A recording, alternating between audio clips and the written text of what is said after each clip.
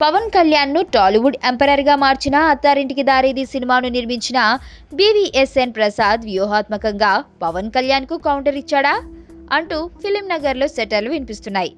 దీనికి కారణం ఈ నిర్మాత జూనియర్ తో నిర్మించిన నాన్నకు ప్రేమతో విడుదలకు ముందు తమకు రావాల్సిన రెమ్యునరేషన్ ఇంకా పెండింగ్ లో ఉంది అంటూ పవన్ కళ్యాణ్, త్రివిక్రములు ఇద్దరు కలిసి ఆ మూవీ ప్రొడ్యూసర్ బీవీఎస్ఎన్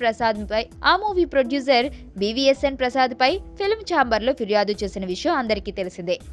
అయితే ఈ వ్యవహారంలో పవన్ కు ముట్టవలసిన పారితోషికం ఇంకా ఈ నిర్మాత పూర్తిగా క్లియర్ చేశాడో లేదో అన్న గాసిపులు ఇంకా హడావిడి చేస్తూ ఉండగానే తన బ్యానర్ లో నిర్మించిన నాన్నకు ప్రేమతో డైరెక్ట్ చేసిన సుకుమార్ కు రీసెంట్ గా లగ్జరీ కార్ గిఫ్ట్ ఇవ్వడం ఒక విధంగా పవన్ కు కౌంటర్ ఇచ్చినట్లే అన్న గుసగుసలు ఫిల్మ్ నగర్ లో వినబడుతున్నాయి.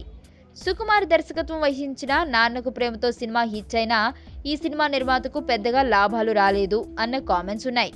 బ్లాక్ బస్టర్ గా నిలిచిన అత్తారింటికి దారేది సినిమా భారీ లాభాలు తెచ్చిపెట్టిన హీరో, డైరెక్టర్లకు డబ్బుల సంగతి తేల్చకుండా చేసిన విషయం ఫిలిం ఛాంబర్ వరకు వెళ్లేలా చేసిన ఈ నిర్మాత సుకుమార్ కు కొని ఇచ్చిన ఈ లగ్జరీ కార్ గిఫ్ట్ మొదలబు ఏంటి అంటూ టాలీవుడ్ లో సరికొత్త చర్చలకు తావి. అయితే డబ్బు విషయాలలో పెద్దగా శ్రద్ధ పెట్టని పవన్ మనస్తత్వం వల్ల పవన్ కళ్యాణ్ కు ఇలాంటి దెబ్బలు ఇప్పటి వరకు చాలా తగిలాయి అన్న కామెంట్స్ కూడా ఉన్నాయి. అత్తారింటికి దారేది సక్సెస్ అయిన తర్వాత పవన్ కళ్యాణ్ కు వచ్చిన ఇమేజ్ మరొక టాప్ హీరోకి వచ్చి ఉంటే ఈ పాటికి కనీసం 7-8 సినిమాలకు పైగా నటించి 100 కోట్లు వెనకేసుకుని ఉండేవారని చాలా మంది కామెంట్స్ చేస్తూ ఉంటారు. అయితే ఇలాంటి విషయాలలో పెద్దగా శ్రద్ధ పెట్టని పవన్ కళ్యాణ్ కు కౌంటర్ ఇచ్చేలా నిర్మాత ప్రసాద్ ఇలా సుకుమార్ కు గిఫ్ట్ ఇవ్వడం వెనకాల గల కారణాలపై ఫిలిం నగర్ లో రకరకాల కథనాలు హడావిడి చేస్తున్నాయి. టాలీవుడ్ లో నిర్మాతలతో వివాదాలకు దూరంగా ఉండే బీవీఎస్ఎన్ ప్రసాద్ అందరి హీరోలతోనూ చాలా మంచిగా ఉంటాడు అన్న పేరుంది.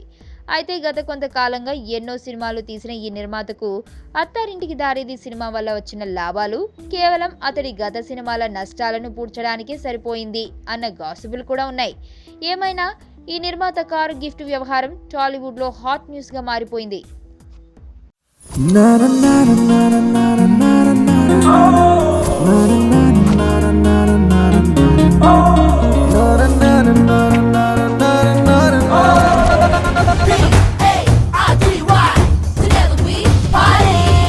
ఓ పాప బాబా రామ్దేవ్ బ్యాచ్ అనమాట. అగాడు